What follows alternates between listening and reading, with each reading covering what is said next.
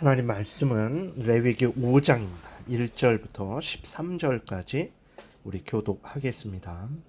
만일 누구든지 저주하는 소리를 듣고서도 증인이 되어 그가 본 것이나 알고 있는 것을 알리지 아니하면 그는 자기의 죄를 져야 할 것이요 그 허물이 그에게로 돌아갈 것이며, 만일 누구든지 부정한 것들 곧 부정한 들짐승의 사체나 부정한 가축의 사체나 부정한 곤충의 사체를 만졌으면 부지중이라고 할지라도 그 몸이 더러워져 허물이 있을 것이요, 만일 부지중에 어떤 사람의 부정에 닿았는데 그 사람의 부정이 어떠한 부정이든지 그것을 깨달았을 때에는 허물이 있을 것이요, 만일 누구든지 입술로 맹세하여 악한 일이든지 선한 일이든지 하리라고 함부로 말하면 그 사람이 함부로 말하여 맹세한 것이 무엇이든지 그가 깨닫지 못하다가 그것을 깨닫게 되었을 때에는 그 중 하나에 그에게 허물이 있을 것이니, 이 중 하나에 허물이 있을 때에는 아무 일에 잘못하였노라 자복하고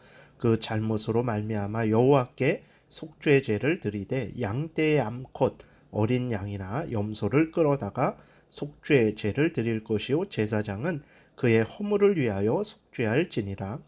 만일 그의 힘이 어린 양을 바치는 데에 미치지 못하면 그가 지은 죄를 속죄하기 위하여 산비둘기 2마리나 집비둘기 새끼 2마리를 여호와께로 가져가되 하나는 속죄 제물을 삼고 하나는 번제물을 삼아 제사장에게로 가져갈 것이요, 제사장은 그 속죄 제물을 먼저 드리되 그 머리를 목에서 비틀어 끊고 몸은 아주 쪼개지 말며 그 속죄 제물의 피를 제단 곁에 뿌리고 그 남은 피는 제단 밑에 흘릴지니 이는 속죄제요, 그 다음 것은 규례대로 번제를 드릴지니 제사장이 그의 잘못을 위하여 속죄한즉 그가 사함을 받으리라.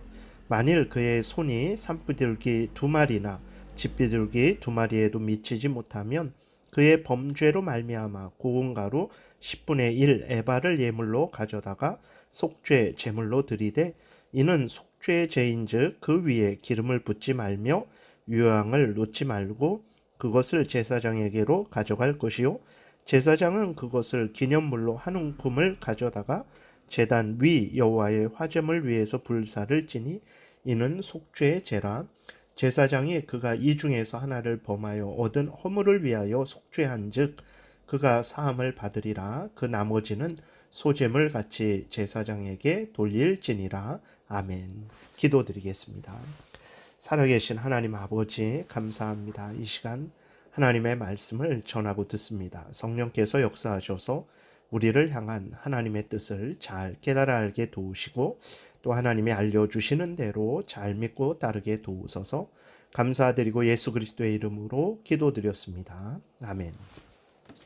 이제 계속해서 4장에 이어서 속죄제를 드려야 하는 죄들을 말씀을 하고 있습니다. 1절에 보게 되니까 재판장에게서 증인으로 지명받은 자가 범인의 죄상을 알면서도 증거해 주지 않으면 그 증인 자신이 범죄자와 같은 죄가 있게 된다라고 이렇게 말씀을 하고 있고, 2절에서는 부정한 것을 만지면 정결케 해야 하는데 부지중에 부정한 것을 만지면 알지 못하죠. 그러나 이제 나중에 깨달았으면 반드시 부정한 것을 만진 것에 대해서 속죄해야 된다라는 것입니다. 그러니까 내가 알지 못하는 중에 하나님의 계명을 어겼을지라도 그것은 죄라는 거예요. 내가 알지 못하고 내가 기억하지 못한다고 해서 내게 죄가 되지 않는 것이 아닙니다. 내가 알지 못하고 내가 기억하지 못할지라도 그것은 죄라는 것을 하나님은 분명히 기억하고 보셨다라는 것을 우리가 기억해야 됩니다. 그렇기 때문에 나중에 내가 알지 못하는 중에 하나님의 계명을 어긴 것을 이제 나중에 깨닫는 거죠. 그러면 그 깨닫게 될 때 반드시 죄를 속해야 된다라고 말을 하고 있는 거예요. 특별히 부정한 것에 대해서는 이제 레위기 11장부터 16장에 자세하게 기록이 되어 있습니다. 4절에서는 이제 경솔하게 맹세한 것도 죄가 된다라고 말씀을 하고 있어요. 경솔하게 악을 행하겠다 맹세한 것은 그 자체로 죄죠. 악을 행한다라고 어떻게 하나님 앞에서 사람들 앞에서 맹세할 수 있겠습니까? 그것은 그 자체가 죄예요. 근데 당시에는 화가 나서 뭐 이렇게 하겠다 저렇게 하겠다 함부로 말을 할 수 있죠. 그리고 그 상황을 이제 잊어버릴 수 있어요. 그러나 그렇게 하나님 앞에서 그렇게 화가 났을지라도 또 자기가 기억하지 못할지라도 경솔하게 악을 행하겠다라고 말했으면 그것은 반드시 죄가 되는 것이죠. 그렇기 때문에 깨닫게 되면 나중에라도 깨닫게 되면 반드시 그 부분에 대해서 속죄해야 된다라는 것입니다. 또 선을 행하겠다라고 이렇게 약속을 해놓고 그것을 잊어버리는 경우도 많죠. 그랬을 때 그건 악을 행하겠다라고 한 것이 아니고 선을 행하겠다라고 한 것이기 때문에 그냥 넘어가도 되냐? 그러지 않습니다. 선을 행하겠다라고 맹세했으면 그 맹세는 지켜야 되는 거예요. 지키지 않으면 그것은 죄가 되는 거죠. 그냥 그 상황이 그래서 그렇게 맹세했다. 이유가 되지 않습니다. 하나님 앞에서 그건 거짓말한 것이기 때문에 경솔하게 행한 그 자체가 죄가 되는 거죠.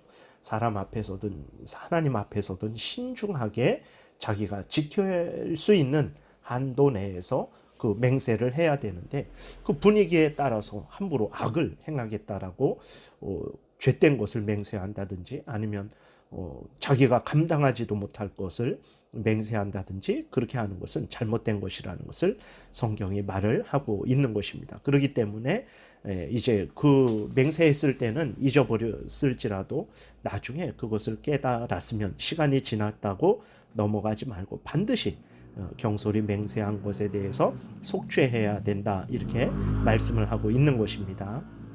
내가 알고 지었던 모르고 지었던 간에 죄를 졌으면 반드시 그 죄를 용서받아야 되는 거예요. 그 죄를 용서받기 전에는 그 죄에 대한 하나님의 진노를 당할 수밖에 없다라는 것을 기억해야 되겠습니다. 그리고 죄를 용서받기 위해서는 반드시 그 죄에 대한 값을 치러야 되는 거죠. 그 죄값을 자신이 치러야 됩니다. 그런데 자신이 죄값을 치르면 영원한 형벌을 받는 거죠. 영원히 지옥에 가서 형벌 받아야 됩니다. 그렇기 때문에 하나님께서 그 사람을 불쌍히 여겨주시고 그 죄를 이제 속하는데 죄값을 치르는데 재물을 통해서 죄값을 대속물을 통해서 죄값을 치르라고 알려주신 것이죠. 그래서 그 재물을 가지고 와서 그 재물에 안수합니다. 그러면 이제 내 죄가 그 재물에 이렇게 전가가 되는 거예요. 그래서 내가 죽어야 되는데 그 재물이 대신 죽음으로 말미암아 내가 사는 것이죠. 이것은 예수 그리스도의 십자가의 대속을 우리에게 나타내는 것입니다. 그래서 예수 그리스도께서 우리 대신 죽었기 때문에 우리가 사는 거예요. 우리가 열심히 있기 때문에 공로를 세웠기 때문에 살만하기 때문에 죄 용서 받을 어떤 무슨 값을 치렀기 때문에가 아닙니다. 그건 우리는 영원히 죄값을 치러도 다 치를 수가 없는 거죠. 그런데 우리가 사는 것은 예수 그리스도께서 우리를 대신해서 우리 죄값을 예수 그리스도께서 십자가에서 대신 치르셨기 때문에 우리가 죄값을 받지 않는 것이라는 것을 기억해야 됩니다. 우리는 거저 받은 거죠. 죄 용서를 거저 받은 거예요. 그러나 하나님이 우리를 거저 용서해 주시기 위해서 우리 구주 예수 그리스도께서 십자가에 못 박혀 죽게 하셨다라는 것을 우리는 잊지 말아야 됩니다. 우리를 용서해 주시기 위해서 예수 그리스도께서 자신을 십자가에 제물로 드리셨다라는 것을 잊지 말고 우리가 받는 이 거저 죄 용서 안 받는 은혜는 우리 구주 예수 그리스도의 십자가의 죽으심으로 말미암은 것이라는 것을 우리가 늘 잊지 말아야 되겠습니다. 그래서 여기에서 제물로 드리라고 하신 어린 양, 염소, 산비둘기, 집비둘기, 고운 가루 이러한 것들이 무슨 가치가 있겠습니까? 염소 한 마리, 어린 양 한 마리, 산비둘기 두 마리 이런 것들이 무슨 가치가 있겠어요? 이것들이 가치가 있어서 죄 용서가 되는 것 아닙니다. 이것들을 통해서 하나님은 그들에게 예수 그리스도의 십자가 대속의 공로를 일깨워 주시는 것입니다. 그들이 정말 하나님 앞에 범죄하고 사람들 앞에 범죄한 것에 대해서 용서받는 것은 그들이 드린 그러한 어린 양, 염소, 산비둘기, 집비둘기 때문에 용서받는 것이 아니고 예수 그리스도의 십자가 대속 때문에 용서받는 것이라는 것을 우리가 늘 잊지를 말아야 되는 것입니다. 오늘날도 마찬가지죠. 우리들이 이렇게 하나님의 자녀가 되고 하나님 앞에 나아가서 또 하나님의 은혜를 받아 누리는 이 모든 것들은 다 예수 그리스도의 공로라는 것을 우리가 잊지 말아야 됩니다. 내가 기도를 간절히 하는 것 중요합니다. 정말 우리는 기도할 때 간절히 기도해야 돼요. 믿음으로 기도해야 됩니다. 열심히 기도해야 됩니다. 그러나 따져보면 우리가 간절히 믿음으로 기도하는, 열심히 기도하는 그 자체가 무슨 의미가 있겠어요? 그것이 얼마나 대단한 것이겠습니까? 우리는 내가 40일 금식을 했다 자랑을 하잖아요. 근데 40일 금식한 게 뭐가 그렇게 대단할까요? 여러분, 어떤 사람이 여러분들 앞에서 40일 동안 밥도 먹지 않고 물도 먹지 않고 여러분들 집 앞에서 이렇게 40일 동안 금식한다고 해서 여러분들이 그 사람을 이렇게 여러분의 자녀로 삼아주고 여러분 집으로 들어오게 하고 여러분들과 함께 살게 하고 여러분들의 유산을 그 사람에게 상속시켜 주실 수 있겠습니까? 절대로 아마 그렇게 못 하실 거예요. 그러니까 사람 앞에서 40일 금식하는 것도 그렇게 그래서 내가 어떻게 하라고요? 라고 말할 수밖에 없는 거예요. 하나님 앞에서 40일 금식하는 자체가 그것이 뭐가 대단을 합니까? 목숨을 바치는 것도 대단하지 않은데 무슨 40일 금식하는 게 뭐가 대단합니까?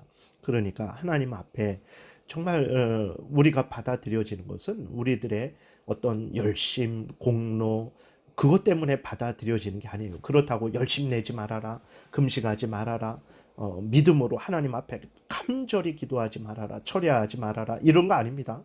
우리는 금식하면서 믿음으로 간절히 하나님 앞에 열심을 내어서 기도해야 되는 거죠. 그러나 그것들 자체가 하나님 앞에 의가 되어서 공로가 되어서 그것들 때문에 내가 40일 금식한 것 때문에, 그리고 또 40일 금식은 하나님이 우리에게 본받으라고 하신 것이 아닙니다. 그것은 하나님의 특별한 은혜의 역사라는 것을 증거하기 위해서 40일 금식을 이렇게 일러주신 것이지 우리들로 하여금 40일 금식하라고 그렇게 말씀하신 거 아니에요. 40일 금식할 때에 모세가 시내산에서 했죠. 엘리야가 또 그렇게 했죠. 그 다음에 예수 그리스도께서 광야에서 그렇게 하셨죠. 물도 먹지 않고 떡도 먹지 않았습니다. 우리들은 40일 금식하면서 물은 먹잖아요. 그 물 안에 다 영양소가 있는 거예요. 그렇기 때문에 그 성경에 나오는 40일 금식하고 우리가 하는 거하고 다릅니다. 그리고 하나님이 우리에게 40일 금식하라고 말씀하시지 않았어요. 그것은 정말 하나님께서 이스라엘 백성들을 위해서 또 우리를 위해서 구원의 특별한 역사를 이루실 때 이것이 하나님의 특별하시고 놀라우신 역사다라는 것을 증거하시기 위해서 우리 구주 예수 그리스도가 바로 하나님이 보내주신 구원자시다라는 것을 증거하시기 위해서 그러한 40일 금식이 이루어졌던 것이지 우리가 그것들을 본받아서 따라하라고 그렇게 말씀하신 것이 아니라는 것을 기억해야 됩니다. 금식을 하시되 우리의 형편에 맞춰서 인간이라는 존재에 합당하게 그리고 각자의 그러한 건강 상황에 맞춰서 하나님 앞에 믿음으로 감사함으로 우리가 금식하면 되는 것입니다.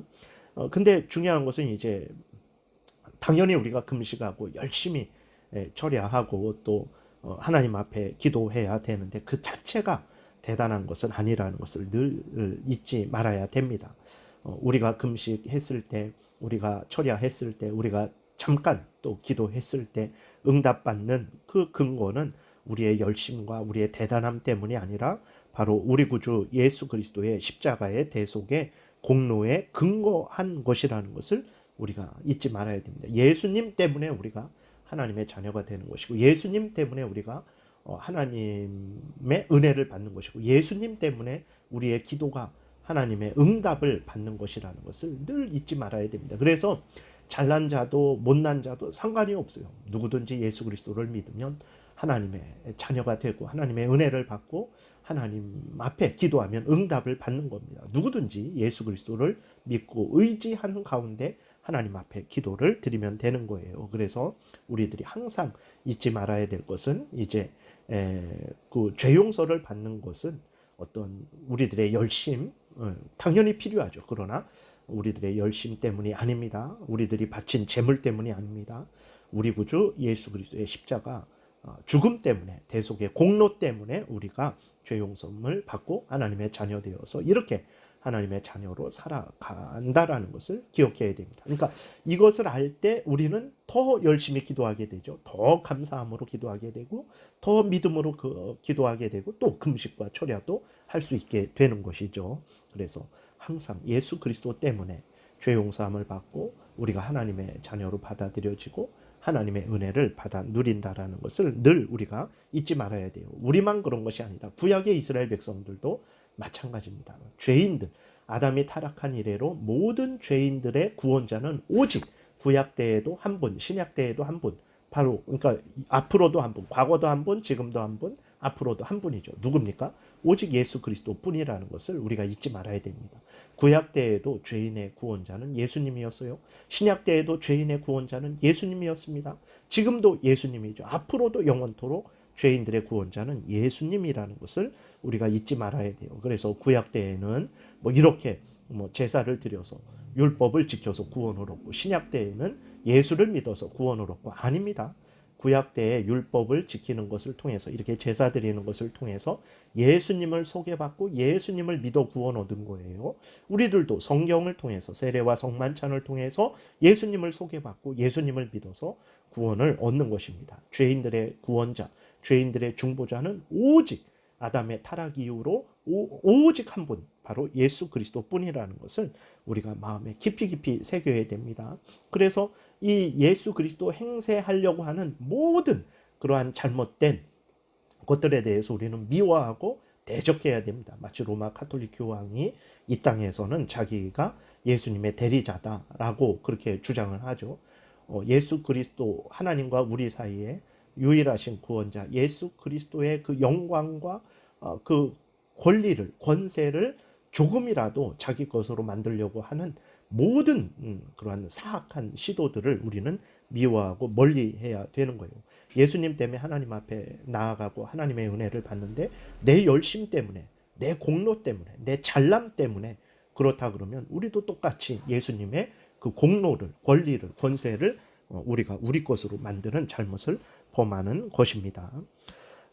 그래서 이렇게 오늘 또 본문을 통해서 이제 죄를 지었을 때는 반드시 그것을 내가 생각하지 못하고 잊어버리고 있었을지라도 그 죄는 죄로 남아있는 거예요. 그래서 하나님께서 특별한 섭리 가운데 깨닫게 하셨으면 그 부분에 대해서 깨달았을 때 속히 하나님 앞에 회개해야 되겠습니다.